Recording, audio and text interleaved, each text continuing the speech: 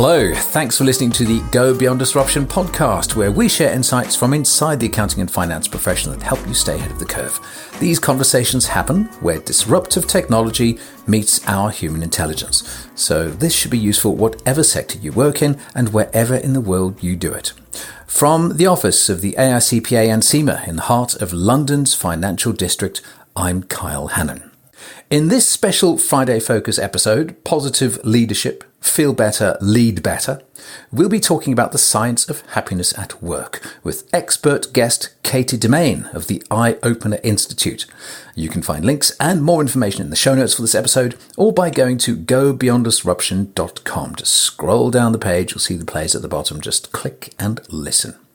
Now, yesterday, October 10th, 2019, was World Mental Health Day, which is why we're bringing out this special Friday Focus episode just for the occasion.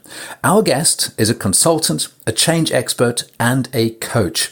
She has in the past been described as Africa's foremost practitioner in the science of happiness at work. Katie Demain works with top business schools and organizations around the world, helping them achieve more by realizing their potential. She does this via the science of happiness at work, which means she's excellently placed to help us to get some new understandings of things like organizational upliftment, happiness at work, as we may have mentioned, positive leadership, which is based on a solid foundation of science, of data, and of course a healthy dose of reality, because this can sometimes sound a bit woo-woo to some people. It doesn't have to. Also, we'll be talking about psychological capital and resilience. And that'll help understand why happiness at work should matter to people in the finance and accounting space. And because, as I said, yesterday was World Mental Health Day 2019, we'll look at the relevance of mental health in this context. Now, Katie does say that clients are increasingly asking about things like mental health, and she'll talk us through what her experience in the actual workplace is. She'll also help us get some practical advice on how to raise this sensitive topic at work in a way that feels supportive and enabling. And then she'll outline what we can actually do about it. Hi Katie, where are you joining us from today? I am in lovely Northumberland. Basically, where Hadrian's Wall crosses the country at the narrowest point, I'm bang in the middle, just south of the border with Scotland. You've given us a sense of where you are. Let's get a sense of why we're talking to you, because you're an international partner at iOpener. You've lived and worked in 12 countries over the past 30 years. You've recently moved back to the UK from South Africa, a place that I'm originally from. Now, you've got a degree in European business management. You work in several languages. That includes French and Spanish, as well happily as English. So we'll stick to that today.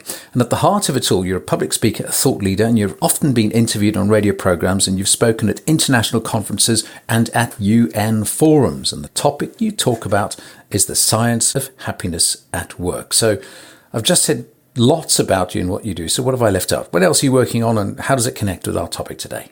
Actually, yesterday I was at your offices in the City of London, and we were filming in your studio there 3 topics that are going to be offered to the members of AICPA and CIMA. The first was building personal resilience. There's a lot of focus and more awareness about building resilience within organisations. We also filmed a session called Building Trusting Relationships, and also optimizing performance through listening and observing. So those were the 3 things that I was working on yesterday. And in my spare time, writing, I'm part of 2 books that are going to be coming out soon, hopefully next year. One on the science of happiness at work and the case studies from the past 10 years of collecting data and working with organizations to make positive shift happen. And my own book on happiness and a lot of confusion around happiness. So that's what I'm addressing with my own book. I know I've said to you in the past, when I was living and working in the city of Bristol, and that's Bristol in England, by the way, not Bristol, Massachusetts, I was part of quite a groundbreaking project there called Happy City Bristol. Bristol is a city in the UK which is generally considered by opinion as well as by scientific data and research to be the happiest city in the entire United Kingdom. And it's something which I was aware back in kind of 2003, 2004, people were already starting to move from an understanding of something that was just the slightly woo-woo esoteric stuff. They realized it could actually make a real difference using data, using science, using research, where it mattered on the ground instead of just at dinner party conversations. And that's why your core expertise is the science behind happiness at work, isn't it? So why did you develop your skills in this direction? How are you using that in the work you're doing right now? Well, a few things, as with many people, sort of coincidentally started to come together in the early 2000s for me. I had been working in journalism and living in various different countries around the world, and I was specializing in economic journalism, where we would interview world leaders, ministers, industry gurus, and often, as after the interview, they would take us on a tour of their factories, their offices, their industrial plants. And, in these different countries, I was on the inside of these organizations, and I could pick up on the kind of atmosphere within these organizations and the culture. And I then stumbled upon Jessica Price-Jones's research into happiness at work. Jessica is the founder of iOpener Institute and was carrying out worldwide research in the early 2000s. And I contacted her and said, I'd love to get involved with your research. It's funny that you mentioned Bristol being the happiest place in the UK. Jessica and her then business partner back in 2005 featured in a BBC documentary called Making Slough Happy, because once again Slough had come up as the most miserable place in Europe, I think. And so they decided to go into businesses in Slough and make some positive shift happen. So that was a lot of fun. And it just shows you that for business, not simply for individuals, but for whole businesses, if businesses are doing better, then the people and the wider economy and the community certainly gets an uplift as well. And it is all about the right ripples in the pond, isn't it? Which is, I think, why we've called this episode Positive Leadership, Feel Better, Lead Better, because, of course, things tend to happen in sequence. What does this say about why this topic is so important right now? I think people are taking the topic of happiness and happiness at work more seriously. And there has been so much in the press, in the media, and books published, thousands of them, about the science behind happiness. And not so much about happiness at work. But we know that by getting involved with organizations at an organizational development sort of level, which means helping them with their culture building, strategy development, that we can make a difference to their bottom line. So it's not just a fluffy nice to have, it is a must have business fundamental. And, we can even capture finance directors' attention when we talk about the difference that we can make. For example, we know that your most unhappy employees in general will self-declare themselves only to be on task 40% of their time. And time on task is basically the percentage of your time that you're doing what you're paid to do. So imagine they're 60% off task and only 40% on, whereas your happiest employees will say that they are about 80% on task. I'm going to stop you there. So am I right in hearing you say that happier employees are twice as effective? They are twice as productive. That's absolutely right. So they are doing 100 days more work than their least happy colleagues per year. To me, that sounds like a pretty significant impact on bottom line. Wow. So you were talking about why that's so important right now. And how when we talk about leadership, because you were saying financial directors would sit up and listen, what else are leadership really starting to see in this happiness benefit, the way it can help their companies? We can shift cultures. We can help people. If you think about all of your employees will probably be distributed across what normally would look like a typical distribution curve. And what we know is that we can help with certain sort of interventions, and because we analyse where people are at the start and at the end of our programmes, we can help them move at least a standard deviation more positively towards the happiness end of the spectrum. And of course, that means that they are more productive. But there's so many benefits. They become more creative. They achieve their goals more. They take less sick leave. They get on better with their colleagues. They go out of their way to help their colleagues more. They're less stressed, etc., etc. There are so many benefits. So this happiness at work is actually a catch-all umbrella. And it's our analytics that will tell us exactly where we can pinpoint and make the most positive effect. Am I right in seeing that this understanding of how happiness can help a client company's bottom line, this could be perhaps added as a tool to what a finance professional or an accountant can offer? The understanding of it means that they would then see that there are ways that they can help clients improve productivity. By understanding this, it means it's almost like another tool in their toolbox of services. Absolutely. And as we know, people do look for a wider repertoire in their business partners. And so this enables them to have conversations at a different level than just the accounting or finance aspects of businesses. And because we do use analytics, and we've got 10 years of data from different countries and different sectors around the world, they can see the effect and how we operate is something that might appeal to them. This is not just sort of, hoping that we're going to manage to find the right thing to make the biggest difference in an organisation. This is properly measured.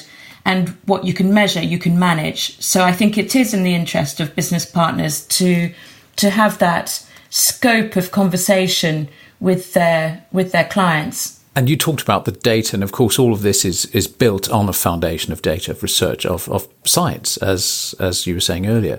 And there's a lot of information out there at the moment, and especially with World Mental Health Day yesterday, there's probably any number of insights or resources, certainly much more than a few years ago. But of course, for someone who's not heard of iOpener, where would you say that you fit in? What's your company's particular perspective that makes your approach stand out?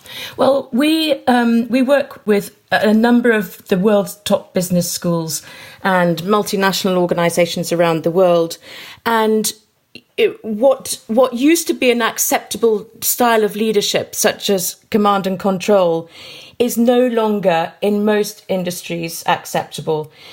We've moved on from there, and leadership really is now about engaging and inspiring others and tapping into human motivators. So our courses, yes, we offer all the upskilling in presentation skills and business writing and those kind of things.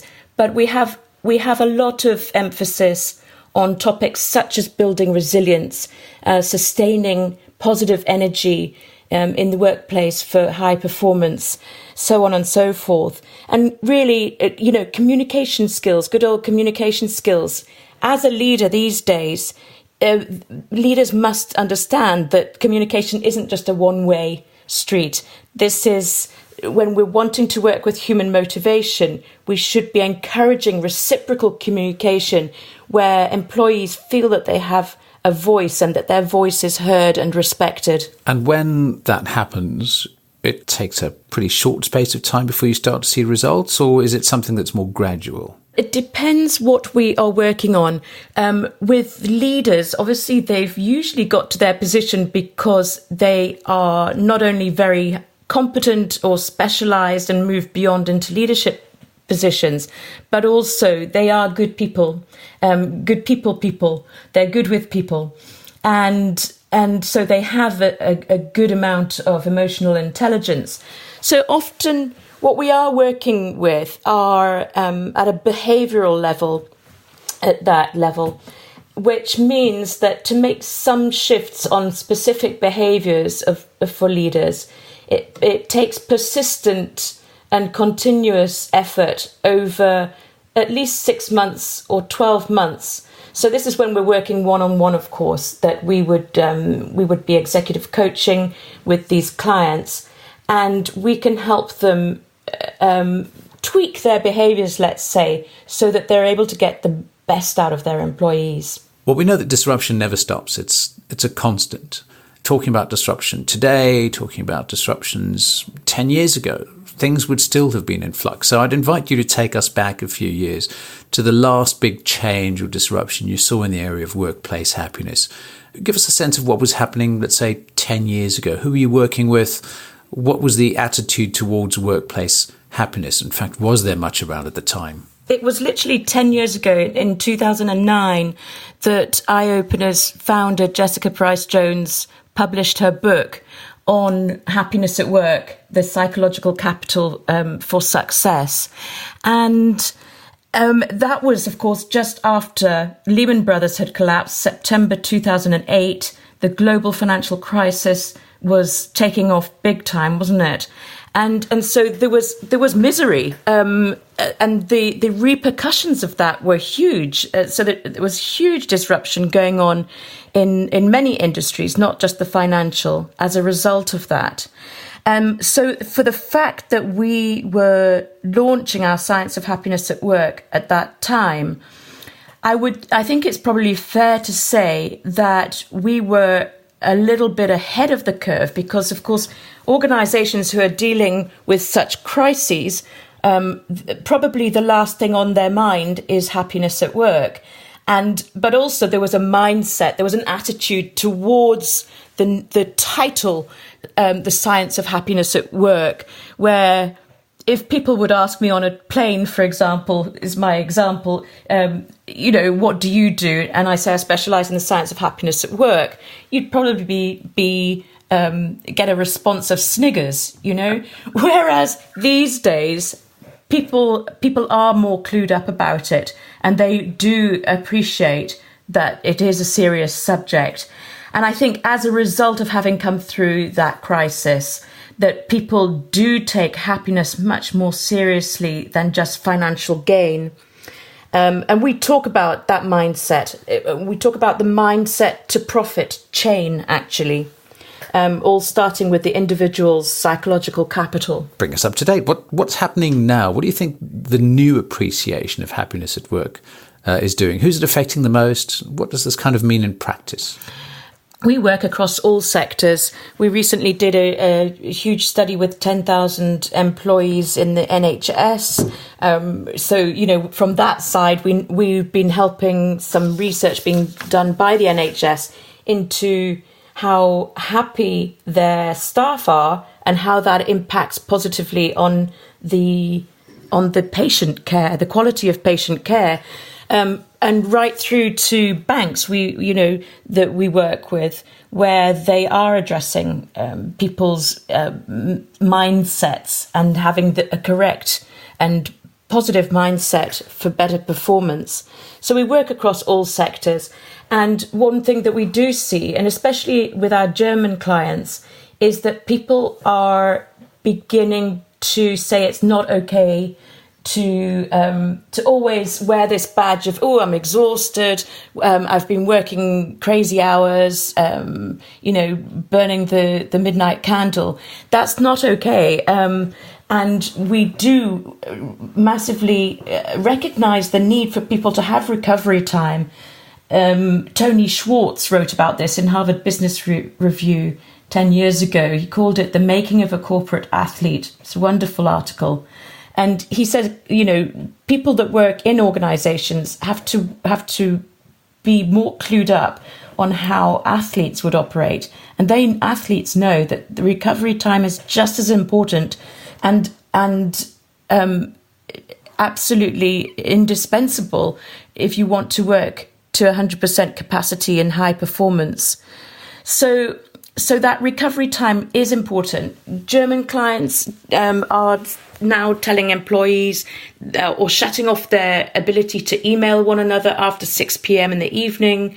And I think things will turn around so that it's not cool anymore to say that you're working crazy hours. It's more cool to look after my personal well-being, because that's when I know I operate at my best. Well, I think all of us who've used a rechargeable battery or used anything with a battery in it that needs to be recharged, we understand that the only way that device keeps working is to make sure you take time to switch it off and recharge. So why that shouldn't apply to humans, I don't know. It makes perfect sense to me. And there have been so many studies that prove the benefits of doing that. Tony Schwartz did one study, I think it was with KPMG, where at audit time of the year, when people were very stressed, he took 50% of a particular team and took them to the gym, coached them to the gym, where they would work out for 45 minutes and then go back to the office. And what they found was that compared to the others that hadn't been to the gym and done physical exercise, they were making less human errors, they were working more efficiently and effectively, and they got home earlier than the other half. Certainly much more to talk about as we continue our conversation shortly. We'll be talking about identifying the tangible links between happiness at work and high performance. And once we've identified them, how do we measure them? Katie will tell us very soon. All of that coming up in this episode of the Go Beyond Disruption podcast. It's brought to you by the Association of International Certified Professional Accountants. You can find out more about this podcast and about the rest of our wider project at gobeyonddisruption.com. If you've just discovered the podcast, remember to subscribe via your podcast app. Have a browse through our older episodes where you'll find a lot more about this, as well as plenty of other topics. We've got close to 100 episodes which focus on how technology is changing the profession, also looking at how we as professionals are rising to the challenges, how we identify opportunities and use our human intelligence to stay ahead of the curve. We're talking to Katie Demain about the science of happiness at work. Katie, what are the tangible links between happiness at work and high performance? We know that there are 6 big factors that matter to people's happiness at work that link directly to performance. And, we might say this is a science. It's actually not rocket science, because when I tell you what the 6 are, of course, it makes absolute sense. It's first and foremost that employees have a sense of purpose and meaning at work. They need to know that work is meaningful. Also having a positive culture, of course, where they believe in the vision of their leaders, and operate according to values that matter to them. Being efficient and effective, of course, at work, so efficacy matters to people. Camaraderie, as we've spoken about, is super important and comes out best in our 10 years of data of the 6 factors that we measure. And having a voice, this is really important. People need to feel heard and respected at work. And they like to be able to raise issues that are important to them and for those issues to be actioned and improved upon. That's very important to people's happiness. And then commitment. This is about, how motivated people are at work and how much they love their job. So those are the big 6. You also used an expression, what's measurable is manageable. So then I have to ask the question, well, how do we measure things that are often considered to be intangibles, things like happiness or feelings or sentiment? Well, because we know, behind those 6 big factors that matter to happiness at work, of course, that we know through a process of statistical analysis, we know what those items would be that sit behind those things. So, for example, in camaraderie, we ask questions around how much people like their colleagues or feel respected by their colleagues. So questions such as that. And we measure it with our online questionnaire, which is called the IPPQ, which stands for the iOpener People and Performance Questionnaire. And individuals take the test online, answer the questions. It takes about 15 minutes, if that. And then we give them a personal report, and we can debrief that and discuss, importantly, what they can do as individuals to improve their happiness at work. And we typically hear from such candidates that they wish they'd known earlier that there's so much they can do themselves to make that happen. But of course, the really exciting stuff is when we aggregate the data and we can present back to teams or whole organizations how their employees are doing on the different factors of the performance happiness model. And then once we know that, as we said, it's manageable. We can do something about it, and we can create programs around those topics. We can either both leverage the stuff that's working well already in order to better address the stuff that isn't working so well. You talked about the managers, you talked about the clients that you work with. So obviously, once they've measured it, the time comes to manage it. And you sit down when working with clients. What are they telling you about why this is important to them? Do you think there's a growing understanding that mental health in the workplace is relevant and important in how it affects the productivity and effectiveness and the resilience of a business? I do. And, people are more aware that mental health is something that needs to be addressed within organisations as well as elsewhere in the medical profession. And there are so many guidelines now about how people can start such conversations. And of course, unfortunately, mental health is hidden, isn't it? It's not like we've hurt our knee and we're hobbling along on crutches and people give us sympathy about that. And people do hide it as well because they're worried about the stigma of being perceived in a negative way by their employers. So they don't want to jeopardize their work, their job, do they? So although there is growing awareness that I think in general employers know that they have a responsibility to some extent for their employees' happiness. And a lot of mental health can be exacerbated by circumstances at work, where people are treated unfairly or being disrespected or overburdened with too much work. So all of those work-related stressors do become the responsibility of the employer to manage better. And I understand that managing it is something that leadership would want to do because it makes perfect sense. But let's say they want to take this on board and do something about it. How would a company get this kind of thing done on a practical level, especially bearing in mind what you've just been talking about, the stigma, people feeling perhaps a little uncertain or uncomfortable about raising something like this? How would a manager or a leadership team raise what's quite a sensitive topic, but in a way that feels supportive and enabling? And then once they've raised it, what do they actually practically do about it?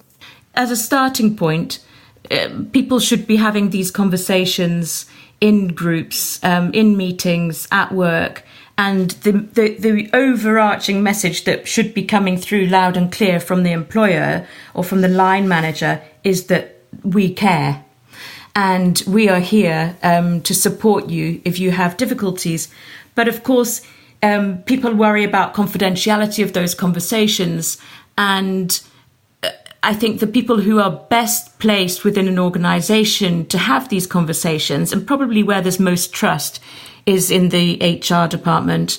So people can go and have a chat with their HR manager. But there are also for managers who aren't so up on this topic of mental health awareness, they can learn a lot if they just go to the websites such as the CIPD, the Chartered Institute of Personnel and Development, who work hand in hand with Mind, the organisation Mind that focuses on mental health. And there are a number of resources there about how to talk about these things within an organisation and where they can go for better help. So I'm conscious, as are many managers, that, as a learning facilitator and as an executive coach, this isn't really my realm of expertise. So any professional should point people in the right direction of finding the appropriate help. We'll certainly make sure we put links to all of those in our show notes.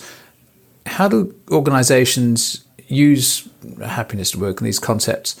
What does this help them do when they think about the resilience of the organization, its competitiveness, and the way it can help them attract top talent in future? Absolutely.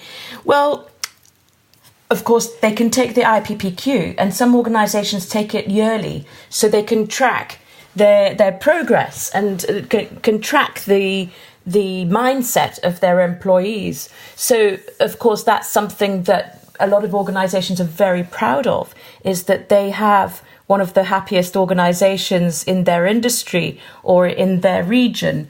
And that becomes a massive magnet, doesn't it, of top talent into an organization, because people know that they'll achieve more of their personal potential within that kind of ambience.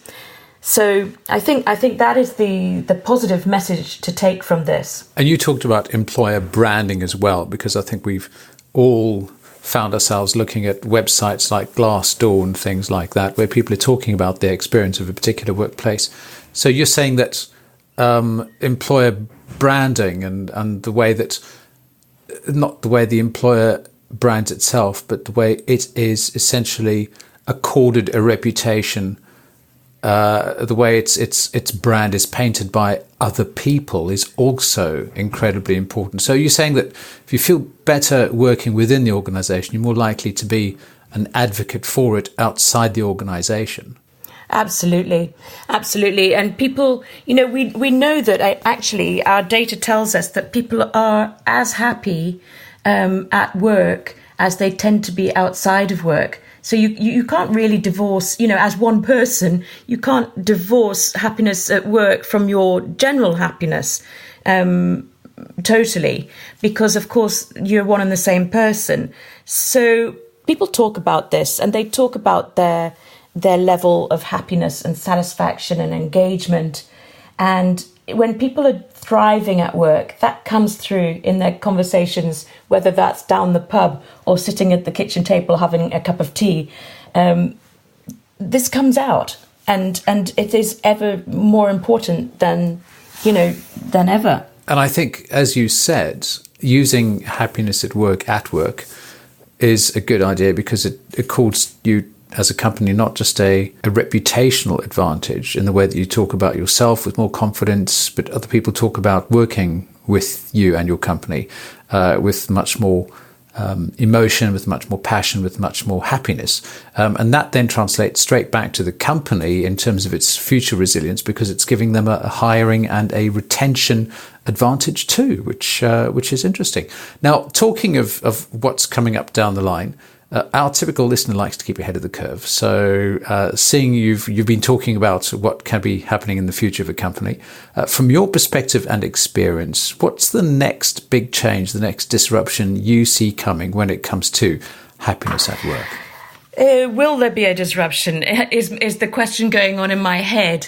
I think it's more a gradual waking up of organizations to know that people are human beings, and that they need to be treated well. And I think that is not so much a disruptor, but it's just the way things are today in this world. But also, what comes to mind, we're dealing with a lot of client organizations who are increasingly turning to digitization. They are working with big data, and artificial intelligence. And what many conference speakers that I've listened to recently talk about, it's still your people who are your main intelligence. Never mind all of this wonderful technology and artificial intelligence. You're still only as good as your people, because relationships will matter more and more. And as we compete for those jobs, as we climb the corporate ladder, personality and positivity and the ability to inspire and engage others is more and more important. Let's keep that engagement and inspiration of others going for people who'd like to find out more about this topic in general, about your work in particular. Where should those people go? What are some resources you'd recommend? Yeah. Please go and visit our website. It's iopener.com. So it's IOPENER. And if you're interested in taking the IPPQ or talking to us about your organization, your employees taking it, then we'd be happy to take your call. Great. We'll put links in the show notes, obviously. And before we wrap up, one actionable suggestion that you would like to leave for accounting and finance professionals to help them go beyond disruption, what would you suggest they do next? I am going to pick on something that we talked about a lot yesterday at AICPA and CIMA, and that is to listen and pay proper attention to your team. Take time to sit down with them, to show curiosity in how they're doing. Listen to what's not only said, but what's not said by their non-verbal communication. And listening, I think, is one of the key skills in the organisation that's often overlooked. So listen, pay attention. And I'm sure that's exactly what we've been doing over the course of this conversation with Katie Demain. Thank you so much, Katie. I think that's a great place to wrap up. As we said, there's plenty more to explore about the topic of happiness at work, mental well-being, etc. Show notes to this episode will include links to all of those resources that you've just heard us mention. For those resources, all you have to do is click on the episode's info icon in the podcast app that you're using on your smartphone or your tablet. You can also open the episode in your computer's web browser. You'll find everything right there. Of course, you heard Katie talking about the AICPA and CIMA webinars. You'll find lots of resources, courses, webinars, and professional development resources at AICPAstore.com/GoBeyondDisruption or CGMAStore.com/GoBeyondDisruption. Some fees may apply. Just go and have a scamper through the websites and see what you come across. Once again, thanks so much to our guest, Katie Demain of iOpener. Thank you so much. Also, thank you to you for listening. If you've enjoyed the episode, go tell someone about it. You can even tell us what you thought using the feedback link in our show notes. We'd love to know what you think and what you'd like to hear more of. From the office of AICPA and CIMA in the heart of the City of London, I'm Kyle Hannon. We'll be back soon with more conversations that help you and your profession to go beyond disruption. That's it for this special Friday Focus edition of the podcast for World Mental Health Day, which was yesterday. We will be back with another regular episode next Wednesday. Till then, goodbye. Thanks for listening to this episode of Beyond Disruption, brought to you by the Association of International Certified Professional Accountants. Learn more about today's topic at AICPA-CIMA.com/disruption. This podcast is designed to provide illustrative information with respect to the subject matter covered and does not represent an official opinion or position of the Association of International Certified Professional Accountants or any of its subsidiaries or affiliates. It is provided with the understanding that the association, its affiliates, and subsidiaries are not engaged in rendering legal, accounting, or other professional services. If such advice or expert assistance is required, the services of a competent professional person should be sought. The association, its subsidiaries, and affiliates make no representations, warranties, or guarantees as to and assume no responsibility for the content or application of the material contained herein and expressly disclaim all liability for such damages arising out of the use of, reference to, or reliance on such material.